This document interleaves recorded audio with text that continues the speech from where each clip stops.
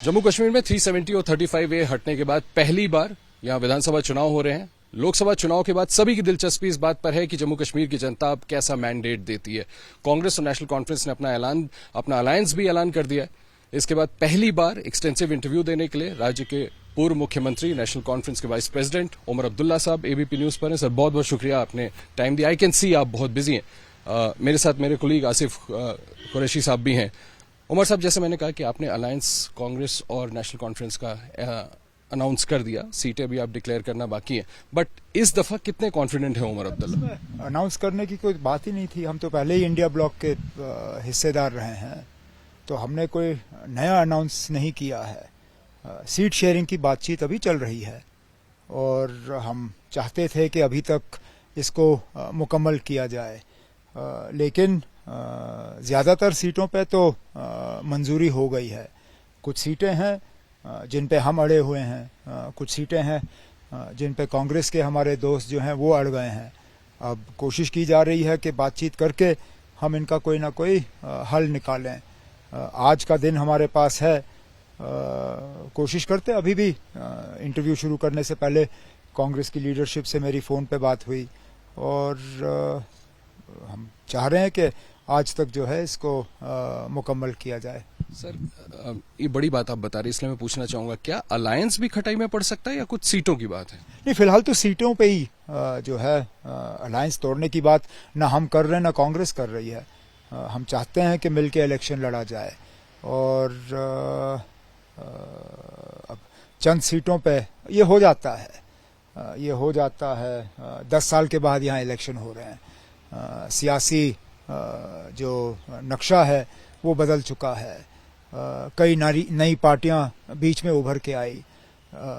पार्लिमानी इंतखाबात के बाद कुछ उनमें से जो नई पार्टियां हैं वो टूटना शुरू हो गईं। आज़ाद साहब की पार्टी तो अब कहीं नज़र ही नहीं आती। अल्ताफ बुखारी साहब की पार्टी भी रोज़ अगर आप देखें तो 2-2, 3-3 लोग वहाँ से निकल रहे हैं।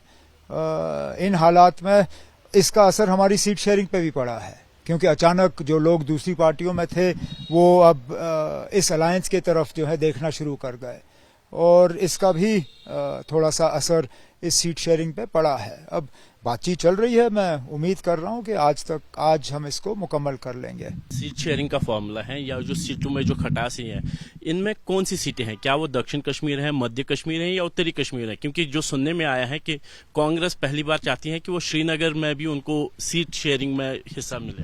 आप इस चीज़ में मत जाइए कि आप क्या सुन रहे हैं। असलियत क्या है वो हम जानते हैं और नेशनल कॉन्फ्रेंस ने इन सीट शेयरिंग का जो तरीका रहा है उसको मीडिया के जरिए नहीं किया है, न मैं आज वो शुरू करने जा रहा हूँ। जो हमारी बातचीत है वो हमारे दरमियान है और मैं यहाँ बैठ के सीटों का ना गिनूंगा ना उनके नाम लूंगा जहाँ पे या तो हम मंजूरी कर चुके हैं या जहाँ पे हम अभी फैसला करना हमारे लिए बाकी है। सर, क्या आज आप इस पोजीशन में हैं, क्योंकि ये नई बात पता चली मुझे दिल्ली से आने के बाद, क्या आप इस पोजीशन में हैं कि जो हम जनरली सुन रहे हैं कि 50 सीटें तकरीबन आप, 40 सीटें तकरीबन कांग्रेस, ये वर्कआउट हो जाएगा, तकरीबन यही फॉर्मूला होगा? मैं उस पर कुछ नहीं कहूँगा। फॉर्मूला आप हम पे छोड़ दीजिए। कौन कितनी सीटों पे लड़ेगा वो मैं यहाँ आपके साथ शेयर करने की पोजीशन में नहीं हूँ। सर, ऐसा तो नहीं है कि कांग्रेस कुछ सीटों को, जैसे आपने कहा, अड़े हुए हैं, ये ऑब्स्टिनेट हो गए हैं जिसकी वजह से? तो हम भी कुछ सीटों पे अड़े हुए हैं ना।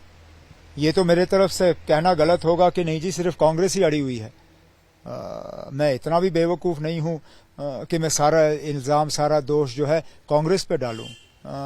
कुछ सीटों पे हम भी अड़े हुए हैं और अब करेंगे, आहिस्ता आहिस्ता इसको हम ठीक कर लेंगे। अगर बिल्कुल ये कि जब कांग्रेस अध्यक्ष मल्लिकार्जुन खड़गे और राहुल जी यहाँ पे आए थे तो एक मीटिंग शेड्यूल थी जिसमें फारूक साहब और राहुल गांधी और मल्लिकार्जुन की मीटिंग होने वाली, लेकिन वो मीटिंग नहीं हो पाई।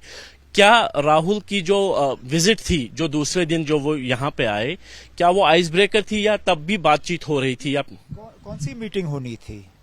मैं ये पहली बार सुन रहा हूँ आपसे कि कोई मीटिंग होनी थी लेकिन वो नहीं हो पाई। ये कौन सी बात है?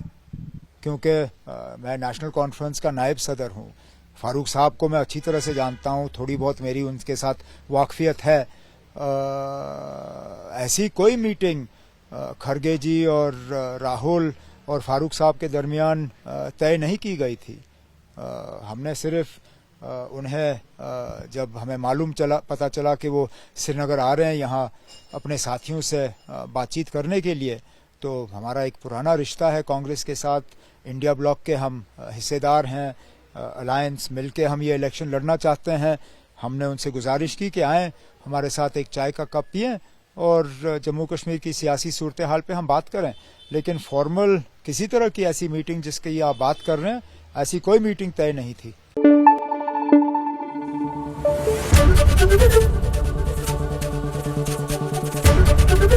एबीपी न्यूज आपको रखे आगे।